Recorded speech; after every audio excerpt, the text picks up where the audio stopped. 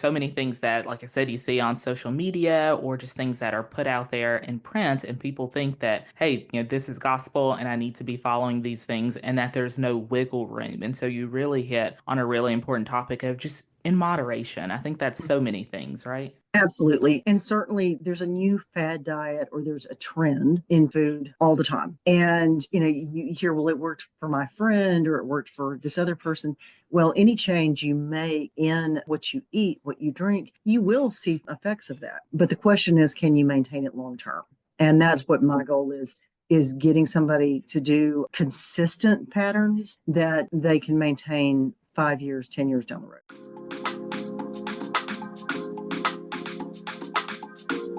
Are you a busy woman who prioritizes everyone else's health above your own?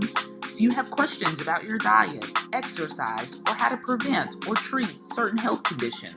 Are you always Googling health questions that you forget to ask or are embarrassed to ask your primary care physician? Girl, do you even have a primary care physician? Well, welcome to Headed to Healthier. I'm Dr. Brittany Anderson, a board-certified family medicine physician, and every day in my private practice, I have discussions with women just like you who are doing their best to juggle the demands of life while also desiring to become healthier. Inside this podcast, you'll find practical and actionable health tips that you can incorporate into your daily life. You'll get expert advice and insight from some of my awesome healthcare colleagues, and you'll hear relatable conversations with incredible women just like you who have made their health a priority and are thriving because of it. So throw on your sneakers and get some steps in while you listen. Or if you're driving, get those hands at 10 and 2 and let's dig in. We are headed to healthier. Welcome back to today's show. I'm so excited to have Suzanne Henson with us today. Suzanne is a registered dietitian and nutritionist. You've been in the game for about 26 years. Is that right, Suzanne? That is. It's my second field. My first field was journalism, actually, and led me into this. Oh, I did not know that. We'll have to chat about that. But Yeah. like I said, so glad to have you on the show. I've known you since my medical training. In addition to being a registered dietitian and nutritionist, you also have a faculty position at the local university and spend a lot of time training medical students and residents, which is so awesome. I can honestly say that there is probably not a day that goes by in my clinic that I don't say something related to nutrition that I learned from you. So I want to say thank you for everything you taught me, and I'm really excited for us to chat today. Well, I appreciate you asking me. Absolutely glad to have you. Today, I want us to discuss nutrition in general. I feel like so often we find things on social media or we hear things from our friends, and we're not quite sure if those things are right. There are tons of fad diets out there. There are all these misconceptions, macros versus micros, what we should be eating, is intermittent fasting okay? All these things we hear about. Suzanne is here today to discuss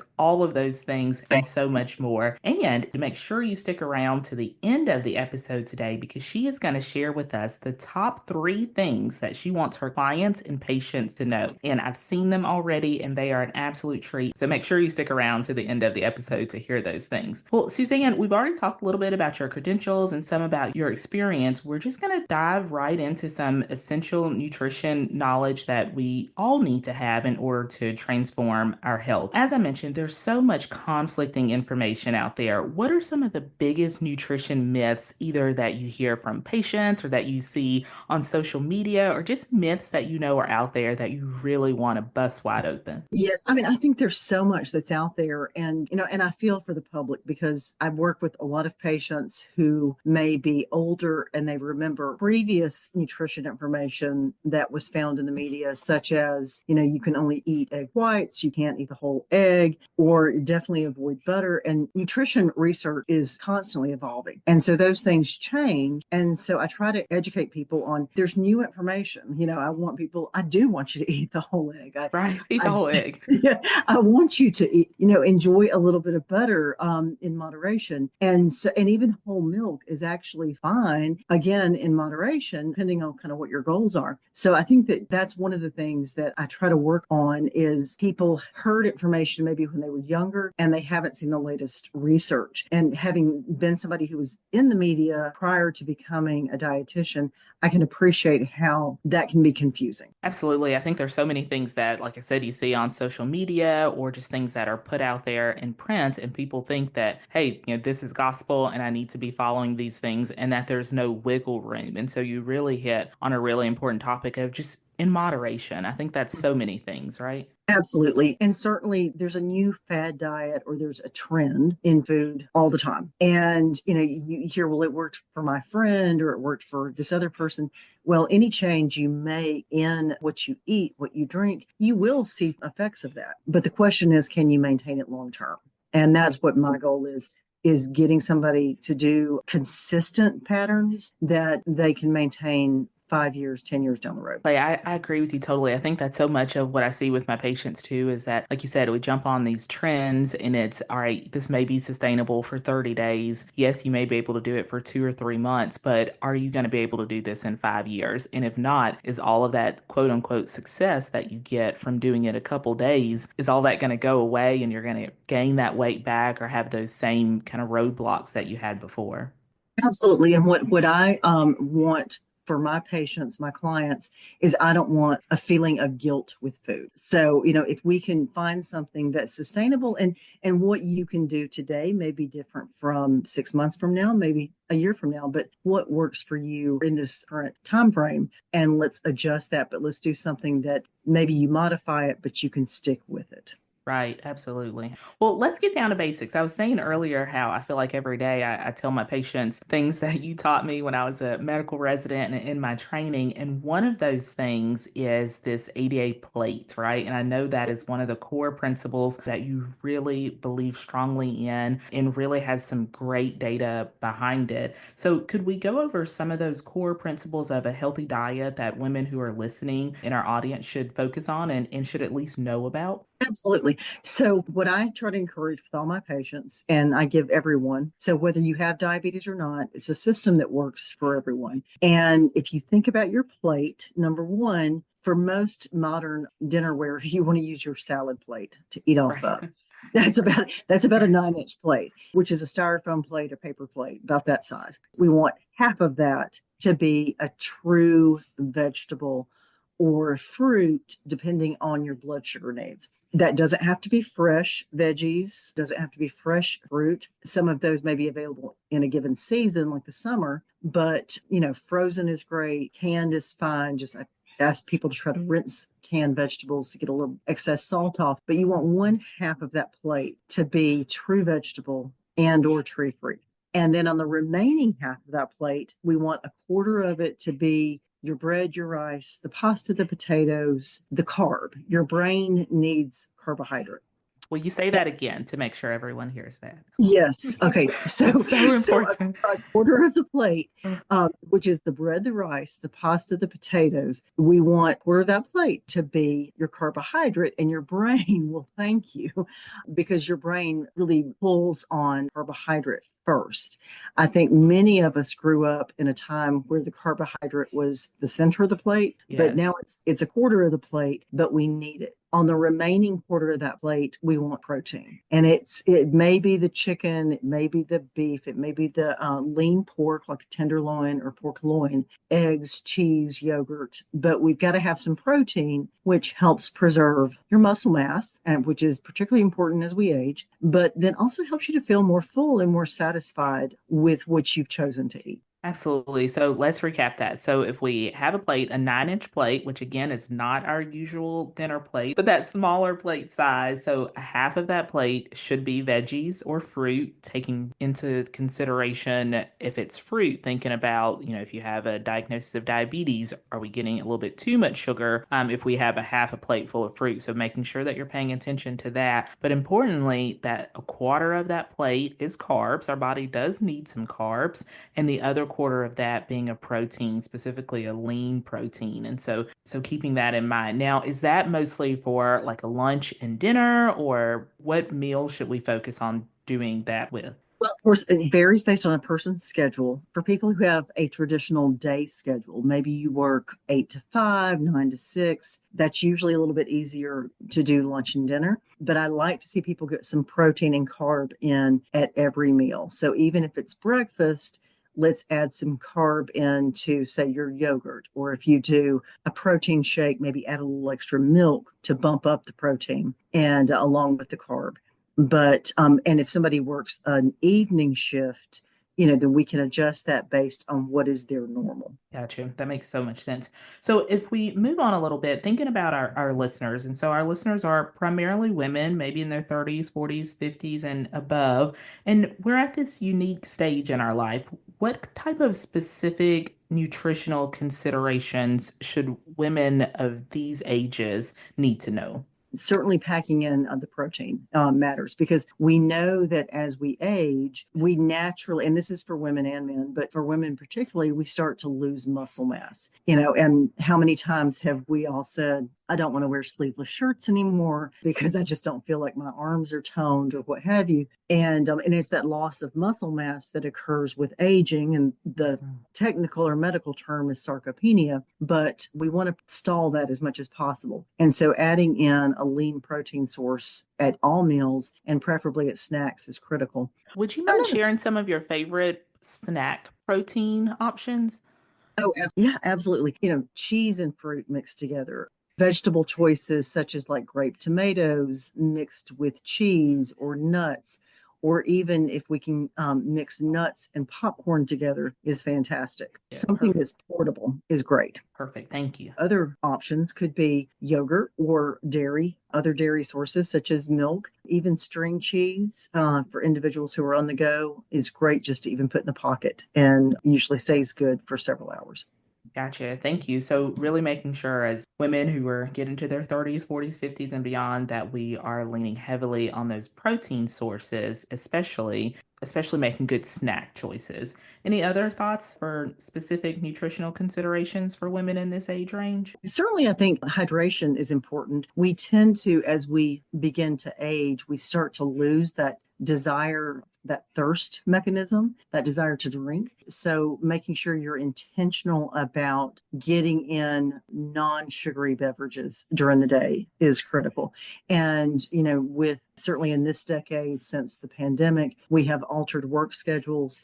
And so you may not have the structure of being in an office. And so sometimes that can throw off remembering to reach for that bottle of water or refilling a reusable bottle, but looking for things that work for you. So I have people will say, well, I just don't like the taste of plain water. We'll flavor it. Sugar free powdered options to add to water are great, or just fruit. Lemon juice, orange juice, lime juice are also great options. Absolutely. And for our listeners, if you did not already hear episode 4, in that one, we talked about some really simple strategies to increase your water intake through the day. And so thank you for mentioning that as well. So let's move on just a little bit to get more into simple, actionable steps. I really want this podcast to center on things that women can make changes to immediately, some actionable steps that we can take to improve our nutrition right away. And so you mentioned already making sure that we're making good snacking choices, but then also making sure that the things that we do are sustainable long term, that it's not just, hey, I'm going to make this quick change, but I'll only be able to do it for the next week or two. What are your thoughts on some simple, actionable steps that our listeners can take? Absolutely.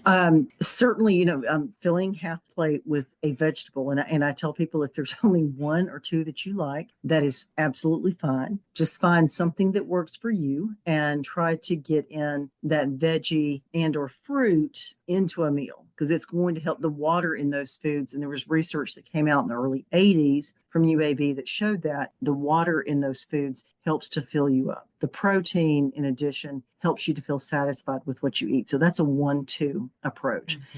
And then certainly getting in your liquid during the day, which I think for women, we all appreciate that your skin's going to look better, you're going to feel better. And some of the fatigue that we associate with aging, you're not going to feel that as much because you're well hydrated and you're satisfied with your meals. One of the things that I know you talk to your clients and patients a lot about is how to be smart in the grocery store. And I'll be honest with you, that is one of the things that I also lean really heavily onto remembering the things that you taught me when I was training with you to share with my patients because it's so important to know what to avoid in the grocery store, the importance of looking at labels without having to get too bogged down into it. I think sometimes we just throw things in the cart and we don't want to look at the labels because we don't understand what they mean, or that we spend a little bit too much time on the snacks and cookie aisle in the grocery store. If you don't mind, I wonder if you would just share with us some smart grocery shopping strategies. Definitely. Well, number one, and this is an oldie but goodie, is don't go to the grocery store when you're hungry Oh, or that's have it. absolutely. Yeah, absolutely. Because everything looks good. And if you notice, and because of what I do, I notice how grocery stores are set up, and what time of the day they bring items from the deli out. Just don't go hungry because then all of a sudden promotional items seem like a great idea when you really don't intend to use them. Oh, you're so right. And they always have those things like right at the front of the store, the snacks that if you're hungry, you're going to throw two or three or five of them in your cart. And it's designed to be that way. And every grocery store, depending on the area that it's in, is targeting that market. So for those of us, I work at the university. And so the grocery store that's closest to the university has items that appeal to students.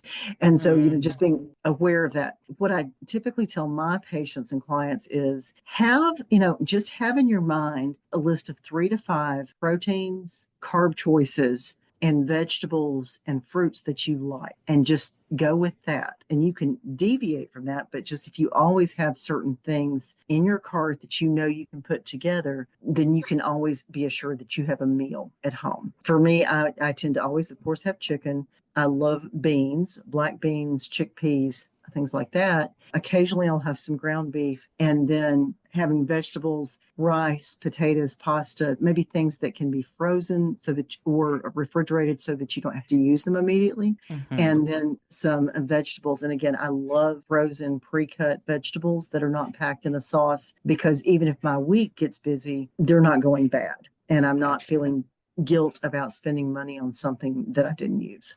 That's really smart. That is often a problem that I face myself that I'll go and be really proud of myself that I bought all these veggies and then life just happens. And next thing you know, I mean, just today I threw away like a red pepper and a green pepper that there's no telling how long they'd been in my refrigerator, just because I hadn't had the opportunity to use them. So that thinking about doing frozen vegetables makes a lot of sense. It does. And then that way, again, just a few minutes in the microwave, or if you have a steamer, they're ready to go, but you're not wasting money. And usually, depending on the season, it's more economical anyway. Right, absolutely. Any other tips? I do really want us to get into those top three things that you wish that your clients or patients would know. Anything that I've not asked or that we haven't addressed before we get into those that you wanted to be sure to share with the audience today? There's one, and I'm actually giving a talk later this month, and it's something I think is so important, and I have to remind myself of this, is that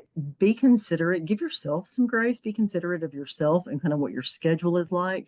Mm-hmm. Just because you did something 5 years ago, 10 years ago in terms of meal prep doesn't mean it's going to work today with your schedule. Mm-hmm. And just learn to adjust. I found area restaurants, they will sell you just a side serving of chicken or beef or pork tenderloin. And I can take that and put that with something else. Whereas 10 years ago, I may have made everything from scratch. And it just, your life changes and your schedule Right, changes. And right. just kind of giving yourself some grace to say, hey, what I may have done in my 20s, in my early 30s may not work today. Maybe 10 years from now, I can get back to that, but let's just do what works for me today.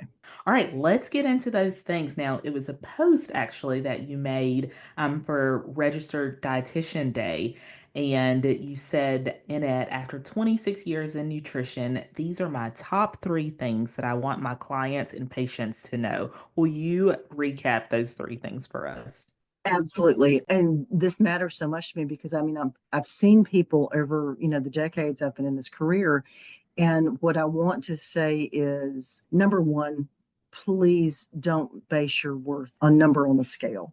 I look at a patient's or a client's lab work and consider, like, how are they internally? That is what matters more to me than what they weigh or what a BMI chart says, because things can fluctuate. There's fluid shifts, hormonal shifts, certainly as women get into their 40s, 50s, into your perimenopausal, menopausal years. Some days things are just different, but look at how you're doing internally. I think that's so important. And as I said earlier, just find a true vegetable or fruit that you like. And even if that's limited, just find it and go with it. And I have some patients will say, well, I only like green beans. Okay. Well, then I don't care if you eat a whole can of green beans every day.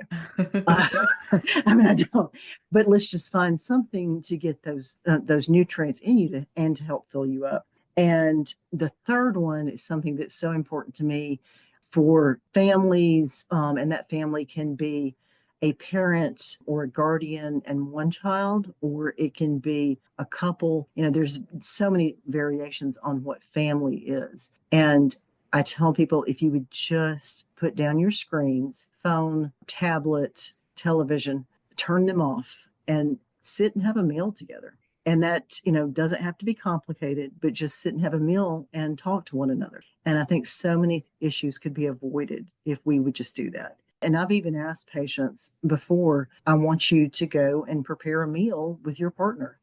And I was shocked when a patient came back to me, and this is some years back, and said he wouldn't agree to it. Oh, wow.